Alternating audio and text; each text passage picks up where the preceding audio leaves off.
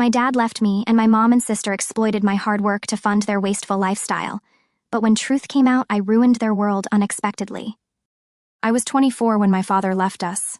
One minute, everything seemed normal, at least as normal as it could be in our house. The next, he was gone. There was no long explanation, no drawn-out arguments, just a quiet announcement at the dinner table that he was tired of it all and couldn't do it anymore. Then he left. It didn't make sense at the time. My dad was the glue that held us together, or so I thought. Sure, he worked long hours and seemed exhausted most of the time, but who wouldn't be? My mom didn't work, and my sister Kelly spent most of her time doing whatever Kelly felt like doing. I guess he thought I could step up and fill his shoes, but I didn't see it that way. I was furious. I called him reckless, irresponsible, every name I could think of at the time. I told him that real men don't just leave their families, no matter how hard things get. He didn't say much back, just that he was tired and couldn't take it anymore, and that was it. I never saw him again for the next year. I worked 2 jobs, barely slept, and rarely saw my friends. I paid the bills, bought groceries, and even paid the vet bills for Kelly's dog, a little mutt she refused to take care of but wouldn't let go of. I thought maybe my mom or sister would pitch in eventually, but they never did. Instead, they told me it was my responsibility. "You're a man, and men provide," my mother said more than once. "Get used to it. This is what family life is all about." Kelly was no better. She lived her life as if nothing had changed, acting annoyed when I couldn't drop everything to help her with something.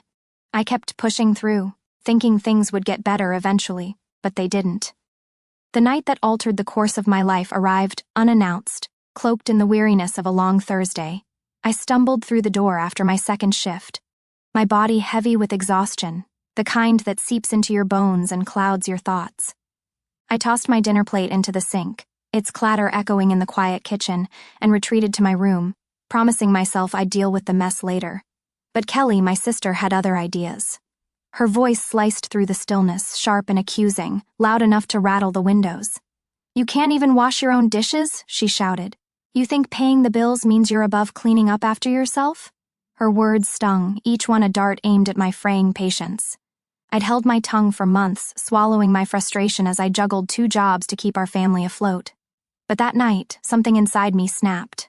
I turned on her, my voice raw with pent-up anger. "Selfish? Lazy? Look in the mirror, Kelly.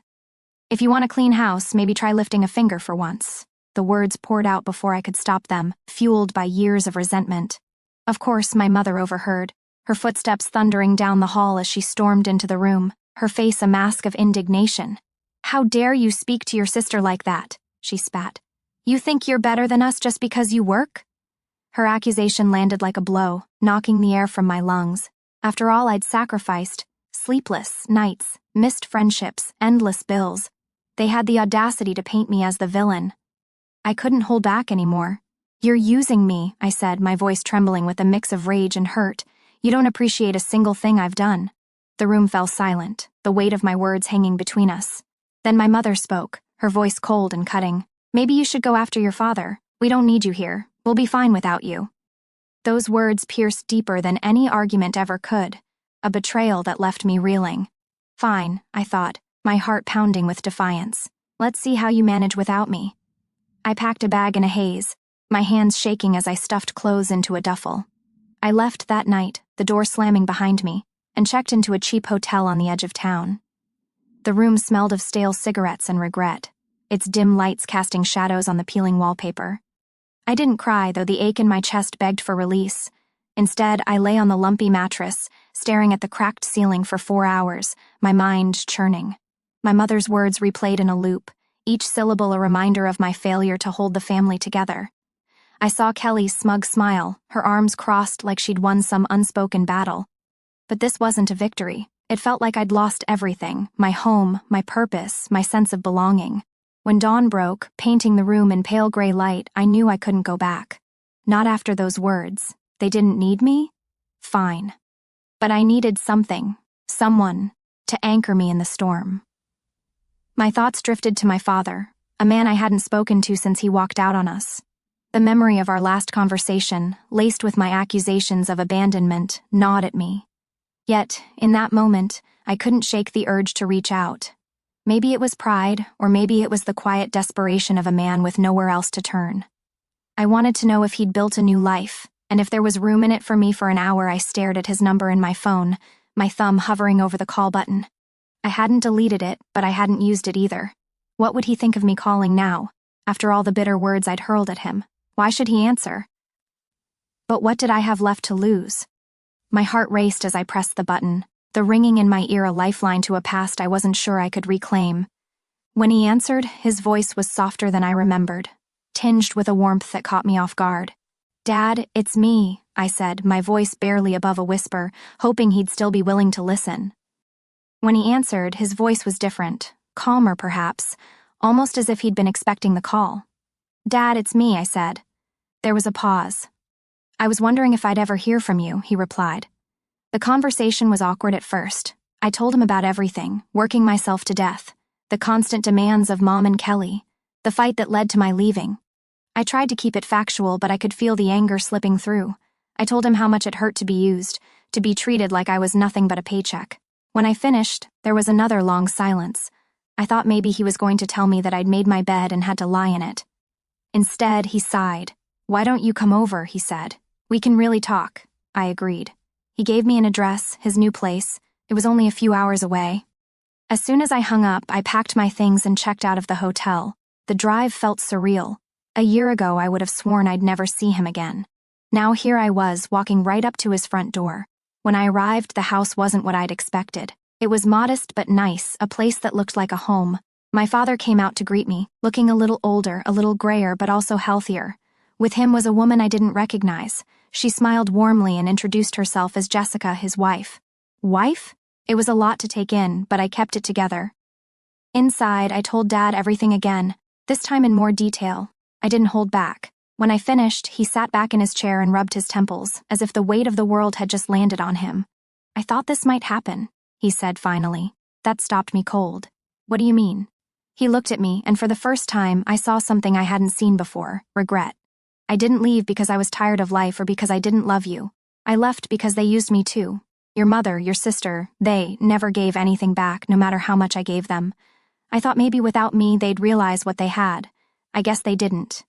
I sat there, stunned. For years I had told myself that my father was selfish, that he had abandoned us because he didn't care. Now he was telling me he left because he couldn't stand being used anymore. "You were right about one thing," he said. "A man shouldn't leave his family. But there's a difference between being a man and being a doormat." I didn't understand that then. Sounds like you're figuring it out now. I didn't know what to say. For the first time in a long time, I felt like someone actually understood what I'd been through. I stayed at my dad's house that night. Jessica had made dinner, and it was the first home-cooked meal I'd had in what felt like forever. She was nothing like my mom. Warm, easy to talk to, genuinely interested in my life. It was strange to see my father with someone like her. For the longest time, I thought he wasn't capable of being that relaxed or happy, but here he was, laughing at Jessica's jokes and asking me if I wanted seconds. After dinner, we sat on the porch with a couple of beers. I was still reeling from everything he told me earlier. "So, how long have you guys been married?" I asked. "A little over 6 months," he said. "We met about a year after I left. Took me a while to feel like I deserved something like this." I nodded, taking it in. It was hard to imagine him starting over, but it was even harder to imagine him staying in the life he described. "I didn't see it then," I said after a long pause. "I thought you were just running away, but now..." I trailed off, not sure how to finish the sentence. "Now you get it," he said softly. I nodded again. We talked for hours that night. He told me more about what it had been like before he left, how he'd spent years trying to hold things together. He said he'd felt trapped, like no matter how much he gave, it was never enough. When he finally reached his breaking point, leaving felt like the only way to save himself. "Do you ever regret it?" I asked. He took a long sip of his beer before answering. "I regret not handling it differently, but staying? No. If I had stayed, I wouldn't be here now. I'd be a shell of what I should be." That hit me hard. For months, I'd been teetering on the edge, wondering if I was strong enough to keep going. Hearing him say that made me realize that I didn't have to. I wasn't a bad person for walking away. When I went to bed that night, I slept better than I had in years. The next morning, Jessica knocked on my door and asked if I wanted to join her for breakfast. Over pancakes and coffee, she told me about her work as a nurse and how she and Dad met. She was kind, funny, and everything I hadn't expected. After breakfast, Dad pulled me aside. "You're welcome to stay as long as you need to," he said. "This is your home too." It was the first time in a long time that I felt like I actually had a home.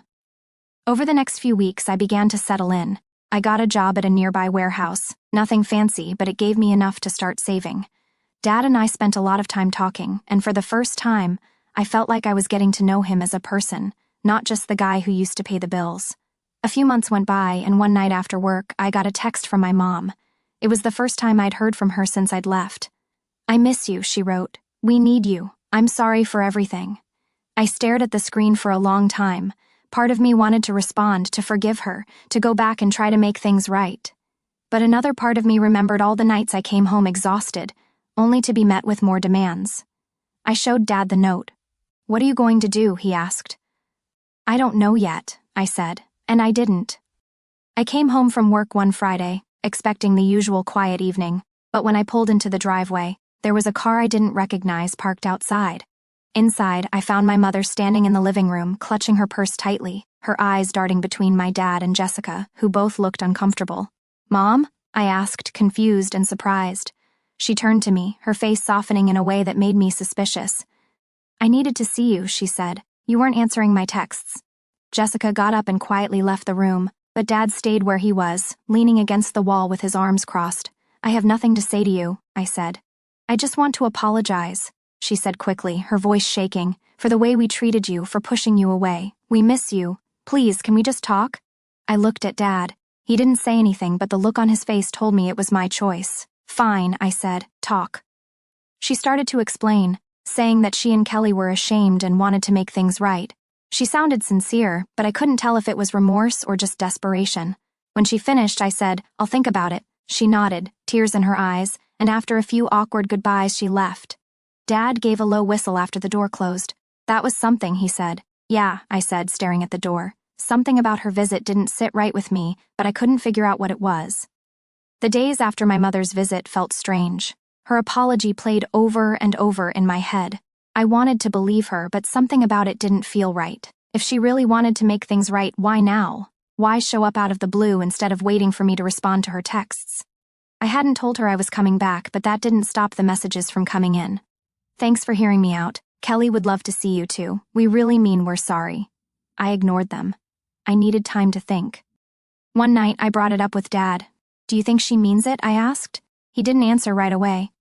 "Maybe," he finally said, "but just because someone's sorry doesn't mean they've changed.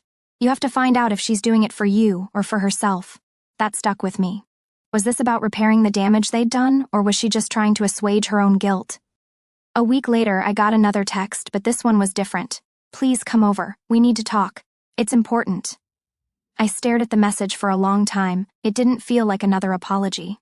Something about it made my stomach turn. When I showed it to Dad, he frowned.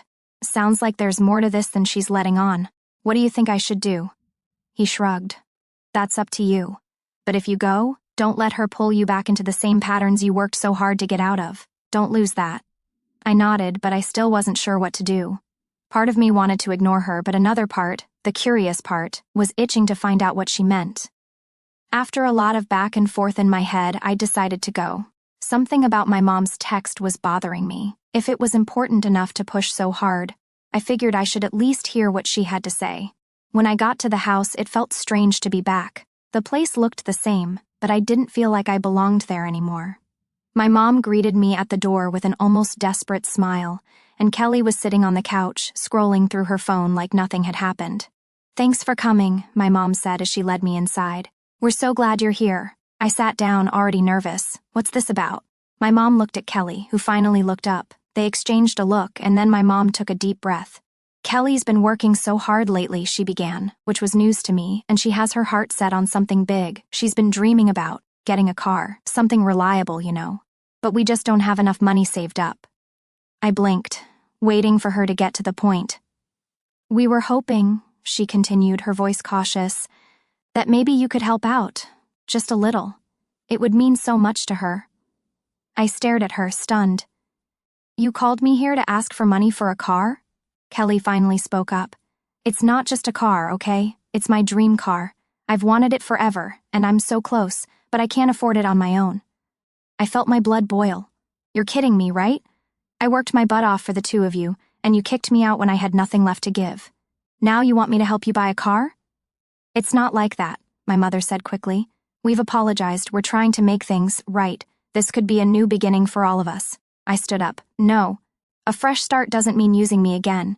You haven't changed. You've just found a new way to ask for more. I'm done. I walked out, ignoring her protests, and drove straight back to my dad's house. When I told him what had happened, he just shook his head. I'm proud of you, he said. It's not easy to say no, especially to family, but you did the right thing. After the confrontation, the texts from my mom didn't stop, but they took on a different tone. This time, there were no apologies, just guilt trips and passive-aggressive jabs. I thought families were supposed to help each other. Do you even care about your sister's happiness? Your father must have rubbed off on you. I see it now. I stopped reading them after a while. The bridge was burned, and I had no interest in rebuilding it. But then one night, a message came in that made me stop. You don't know the whole story. Your father is not as innocent as you think. I showed it to Dad, expecting him to dismiss it, but instead he sighed. Maybe it's time I told you everything, he said. We sat down in the living room, and for the first time, he looked uncomfortable. There's a part of why I left that I haven't told you, he began. Your mother and sister weren't just selfish, they were entitled. I know you saw that, but what you didn't see was how much worse it got behind the scenes. I leaned forward, not sure where this was going. Your mother never wanted to work, he said. She told me it wasn't her job. But what you don't know is that she blew through our savings, everything I worked for, to pay for Kelly's whims, clothes, trips, the dog, which she didn't even take care of. And when I said no, she'd gang up on me, make me feel like I was failing as a husband and father. I clenched my fists, remembering all the times I'd been pushed to the breaking point trying to support them. There's more, he said. When I left, I thought maybe it would force them to change. But instead, they became vindictive. Your mother tried to take me to court, saying I had abandoned her and Kelly, trying to bleed me dry with alimony and whatever else she could think of. She didn't win, but she left scars. I sat there, stunned. Why didn't you tell me this before? I didn't want you to hate her, he said. No matter what she's done, she's still your mother. But after what she did to you, I think you deserve to know the truth. It felt like a weight had been lifted. All the years I'd blamed Dad for leaving, all the anger I'd carried, it all started to make sense. What about Kelly? I asked. Dad shook his head. She's your mother's shadow. She learned everything from her, and unless she wakes up one day and sees the world differently, I don't think she'll ever change. I nodded, finally understanding what I had to do. The next day, I blocked my mother and sister's numbers. It wasn't easy, but it was necessary. Months went by, and I focused on building a life with my dad and Jessica, who treated me like one of her own. The warehouse job turned into a better position, and I started saving for things I really wanted. One afternoon while Dad and I were working on his car, he turned to me. You've come a long way, you know that? You're not just surviving anymore. You're living. He was right. I wasn't just surviving. I was finally thriving. My mother and sister were still a shadow in the back of my mind, but I knew I'd made the right choice. I couldn't keep throwing myself at people who only took. As I wiped the grease off my hands, Dad patted me on the back. You're going to be okay, kid. For the first time in years, I believed him.